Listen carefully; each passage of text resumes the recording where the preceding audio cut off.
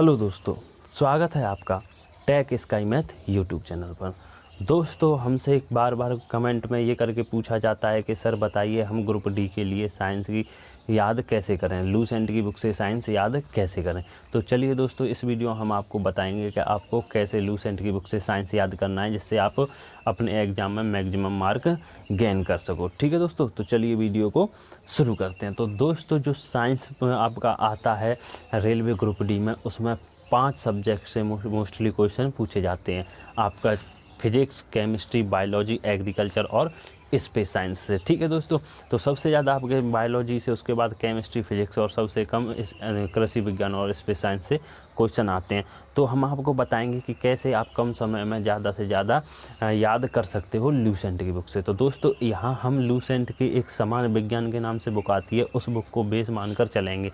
हाँ, एक समान ज्ञान की लूसेंट की बुक आती है, लेकिन जो उसमें साइंस का जो मैटर दे रखा है वो कम दे रखा है, कंपैरिजन इसके समान विज्ञान के अनुसार। तो दोस्तों, अगर आपको ज़्यादा से ज़्यादा ग्रुप डी में नंबर लाने हैं तो आपको लूसेंट समान विज्ञान की बुक आपके पास होनी बहुत ही ज़रूरी है।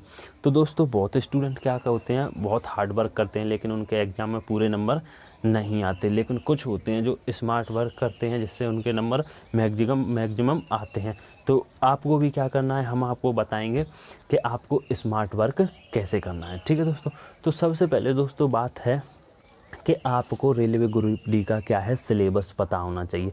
आपको पता होगा कि कैसे कि 25 क्वेश्चन साइंस से, 25 मैथ से, 30 रीजनिंग से और 20 जीएस और जो करंट अफेयर से आते हैं। ठीक है जी। तो आप जो 25 नंबर का पोर्शन है साइंस का, उसका सिलेबस कहाँ से आता है। ठीक है, तो आपके लिए क्या है, ग्रुप डी के लिए प्रॉपर सिलेबस होना बहुत ज़रूरी है। ठीक है दोस्तों, आप क्या करोगे, आप वहाँ जैसे ऑफिशियल नोटिफिकेशन है वहाँ से भी ले सकते हो, लेकिन हम वहाँ क्या है कि पूरा सिलेबस नहीं दे रखा, वहाँ जाके देखोगे तो आपको बहुत ईजी लगेगा सिलेबस। ये तो बहुत क्या है, बहुत कम सिलेबस है, लेकिन हम आपको बताएंगे कि हम आपको सिलेबस प्रोवाइड कराएंगे कि आपको क्या क्या याद करना है। तो ठीक है दोस्तों, चलिए शुरू करते हैं। तो बात कर रहे हैं दोस्तों फिजिक्स की बात करें तो फिजिक्स में 8 टॉपिक होते हैं आपके। कौन कौन से, यांत्रिकी जिसे मैकेनिज्म कहते हैं, प्रकाश, ध्वनि, ऊष्मा, विद्युत, चुंबकत्व, परमाणु भौतिकी और इलेक्ट्रॉनिकी। ठीक है, आपको ग्रुप डी के लिए यही 8 टॉपिक हैं, ये पढ़ने हैं।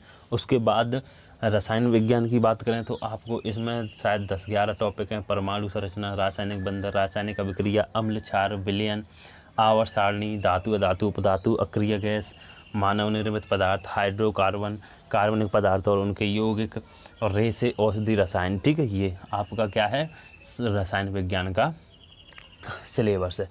वही बात करें जीव विज्ञान के सिलेबस की, तो सबसे पहले जीव विज्ञान में आता है आपका वर्गीकरण, कोशिका और उसकी संरचना, उसके अंग वगैरह, पादप आकार की, पादप रोग, पारिस्थितिकी, जंतुओं का वर्गीकरण, जंतुओं, पोषण, मानव तंत्र, अनुवांशिकी, मानव रोग, जैव विकास। ठीक है, ये सब क्या इसमें आते हैं, जीव विज्ञान में। वहीं बात करें कृषि विज्ञान में से क्वेश्चन कहाँ से पुटअप होते हैं, तो मिट्टी, किस्म, ठीक है, फसलों का वर्गीकरण, फसल और उनकी किस्म, पादपों या फसलों के वैज्ञानिक नाम, पादपों के वैज्ञानिक नाम, जंतुओं के वैज्ञानिक नाम, कृषि पद्धतियाँ, फसलों एवं सब्जियों के रंग, यानी कौन सा सब्जी का रंग किस हार्मोन की वजह से कौन सा होता है, फसल सुरक्षा के बारे में, फसल रोगों के बारे में, पशुओं के रोगों के बारे में, पशुओं में पोषण के बारे में। ये सभी क्वेश्चन कहाँ से, कृषि विज्ञान से पुटअप होते हैं। वहीं बात करें हम स्पेस साइंस की, तो स्पेस साइंस में दोस्तों खगोल की, आकाशगंगा, तारे और सौरमंडल से क्वेश्चन पुटअप होते हैं।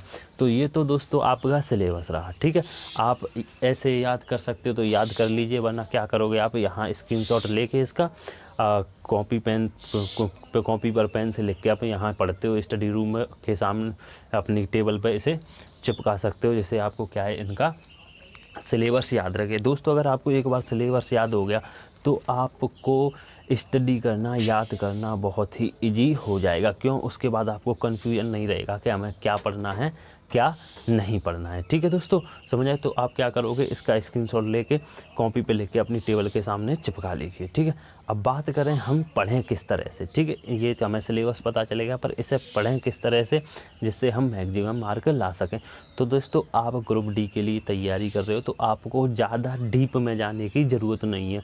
जैसे मैं बताऊँ आपको, आपने क्या ले लिया, कोशिका ले ली। ठीक है, और कोशिका के प्रकार, कोशिका की संरचना, कोशिका का विभाजन, इसमें क्या है आपको मोटा मोटा ऊपर से पढ़ना है, ज़्यादा ऐसे गहरा नहीं जाना, ठीक है। कि आप बहुत ज़्यादा गहरे चले जा रहे हो, इससे क्या होगा, आपका दिमाग डाइवर्ट होगा।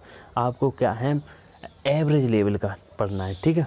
अब पढ़ते वक्त आप क्या करोगे, या तो नोट्स बनाओ, अगर आप नोट्स नहीं बना रहे तो क्या करोगे, जैसे आप बुक पढ़ रहे हो तो जो आपको इम्पोर्टेंट लाइन लग रही है उसे क्या करो, अंडरलाइन करते जाओ, जिससे क्या है अगली बार आप रिवीजन करोगे तो आपको दिक्कत नहीं होगी, ठीक है।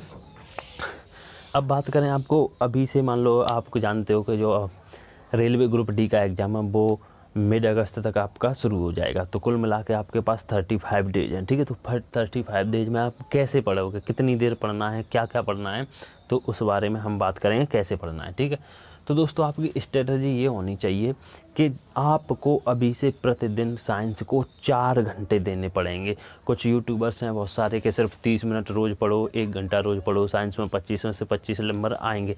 तो दोस्तों ऐसा कभी नहीं हो सकता कि आप 30 मिनट या 1 घंटे में पढ़कर 25 में से 20 नंबर भी ले आओ, ठीक है।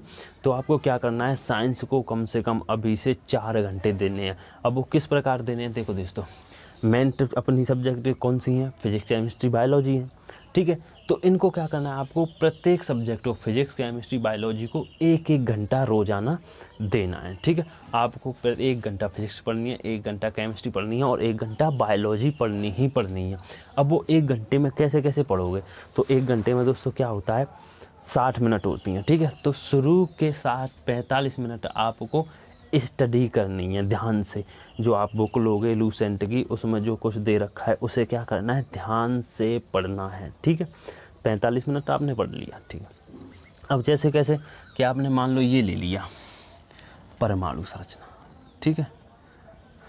अब परमाणु संरचना के अंतर भी बहुत सारे सब टॉपिक होते हैं, जैसे आपका परमाणु की संरचना, पहले जॉन डाल्टन का सिद्धांत, उसके बाद रदरफोर्ड का सिद्धांत, नील्स बोर का सिद्धांत, ऐसे बहुत सारे सिद्धांत। तो आप क्या करोगे, एक एक करके सभी को पढ़ोगे। जैसे सबसे पहले परमाणु के सिद्धांत किसने दिया था, जॉन डाल्टन ने दिया, तो पहले उसका सिद्धांत पढ़िए।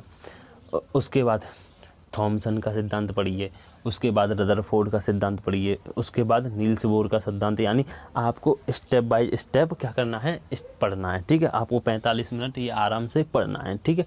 अब मान लो इसमें कितने टॉपिक हैं आपके, 10 के प्रत्येक के क्या है 3 सब टॉपिक मान लो, ठीक है। 3 सब टॉपिक मानोगे तो कितने हो गए, 30। यानी 1 महीने में आप एक सब्जेक्ट को एक बार कवर कर दोगे, ठीक है।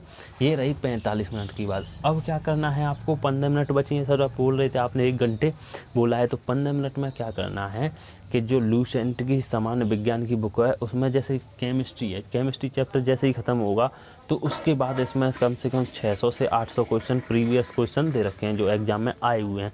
तो 15 मिनट में आपको, जैसे आपने ये पढ़ा कोशिका, ठीक है, जीव विज्ञान से कोशिका पढ़ा, तो इसमें जाके यानी जो लास्ट में जो प्रीवियस ईयर्स के क्वेश्चन या दे रखे हैं एग्जाम में आए हुए, तो उसमें जितने भी कोशिका से रिलेटेड क्वेश्चन हैं वो सभी आपको बिना देखे सॉल्व करने हैं, ठीक है। उसके बाद आपको देखना है कि कितने सही हैं कितने गलत हैं, ठीक है। इससे क्या हो जाएगा, आपको अपने अंदाज हो जाएगा कि आप कितने पानी में हो। यानी आपने कोशिका पढ़ा 45 मिनट, ठीक है। उसके बाद 15 मिनट क्या करना है, जैसे प्रीवियस ईयर्स के क्वेश्चन आए हैं उनको में से कोशिका से रिलेटेड जितने भी क्वेश्चन हैं उनको अपने आप ही बिना देखे सॉल्व करना है। तो एक बार रिवीजन आपका यहाँ हो गया और 15 मिनट में ये फास्ट रिवीजन हो गया। जितने भी क्वेश्चन है कोशिका के संबंध वो यहाँ आ जाएंगे, तो आप दोबारा रिवीजन करोगे बिना देखे तो आपको एक बार में ही ये कंप्लीट याद हो जाएगा। इस बात की गारंटी मैं दे रहा हूँ। यानी पहले 45 मिनट आप ध्यान से स्टडी कीजिए, फिर 15 मिनट उसे एक्सरसाइज कीजिए, उससे रिलेटेड प्रीवियस ईयर्स के क्वेश्चनों को सॉल्व कीजिए, ठीक है। इससे आपका 2 बार रिवीजन हो जाएगा और कंठस्थ आपको याद हो जाएगा। यही आपकी स्ट्रेटजी केमिस्ट्री और बायोलॉजी यानी तीनों सब्जेक्ट में यही आपको सेम स्ट्रेटजी अपनानी है, ठीक है दोस्तों। समझ में आ गया क्या करना है, 45 मिनट आपको स्टडी को देने, उसके बाद 15 मिनट क्या करना है आपको प्रीवियस ईयर्स के क्वेश्चन सॉल्व करने हैं, ठीक है दोस्तों। अब बात करें कृषि विज्ञान और अंतरिक्ष विज्ञान, इनको कैसे पढ़ें। तो दोस्तों जो वीक होता है उसमें 7 डेज होते हैं, ठीक है। तो शुरू के 4 दिन आप मंडे, ट्यूसडे, वेडनेसडे और थर्सडे क्या करना है, कृषि विज्ञान को सेम पैटर्न से पढ़ना है, इसी प्रकार 45 मिनट, फिर उसके बाद 15 मिनट प्रीवियस ईयर्स के क्वेश्चन। उसके बाद फ्राइडे सैटरडे संडे को अंतरिक्ष विज्ञान पढ़ना है। सेम स्ट्रेटजी, 45 मिनट स्टडी, उसके 15 मिनट प्रीवियस ईयर्स के क्वेश्चन। ठीक है दोस्तों, समझ में आ गया। इस प्रकार आप पढ़ोगे तो आप निश्चित ही 45 दिन में अपने पूरे साइंस के सिलेबस को कवर कर लोगे। अब इसके लिए बेस्ट स्टडी टाइम बताएं हम दोस्तों आपको। तो दोस्तों देखो, आप इस पर गर्मियां हैं थोड़ी ज़्यादा, क्या है, आप जो शहर में बच्चे हैं उनकी तो कोई प्रॉब्लम नहीं है, लेकिन गांव में क्या है, इलेक्ट्रिसिटी की प्रॉब्लम रहती है, लाइट की प्रॉब्लम रहती है, आती जाती रहती है। ठीक है, तो गर्मी ज़्यादा है, तो गर्मी में क्या है, नहीं पढ़ सकते हम ये। ठीक है, थोड़ा दिमाग गर्म हो जाता है। मैं खुद ने तैयारी की है तो मैं अपना जो बता रहा हूँ एक्सपीरियंस है वो शेयर कर रहा हूँ। ठीक है, तो जब भी आप साइंस पढ़ें, सुबह 5 बजे से 9 बजे तक साइंस को पढ़ें।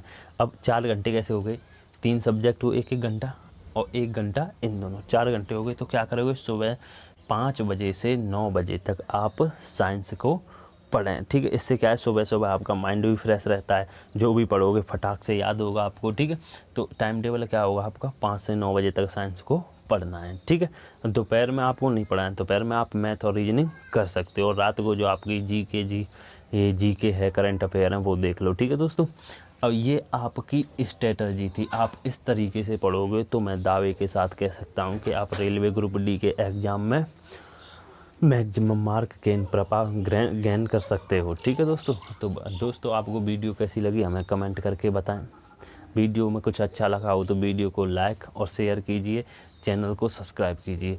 दोस्तों हम आपके लिए हर एग्ज़ाम में, यानी 10th लेवल से लेकर ग्रेजुएशन लेवल के एग्ज़ाम के लिए साइंस और मैथ अपने चैनल पर प्रोवाइड करा रहे हैं। तो आप जाके उन वीडियो को चेकलिस्ट कीजिए, चेकआउट कीजिए। ठीक है, तो मिलते हैं अगली वीडियो में, तब तक के लिए जय हिंद, जय भारत।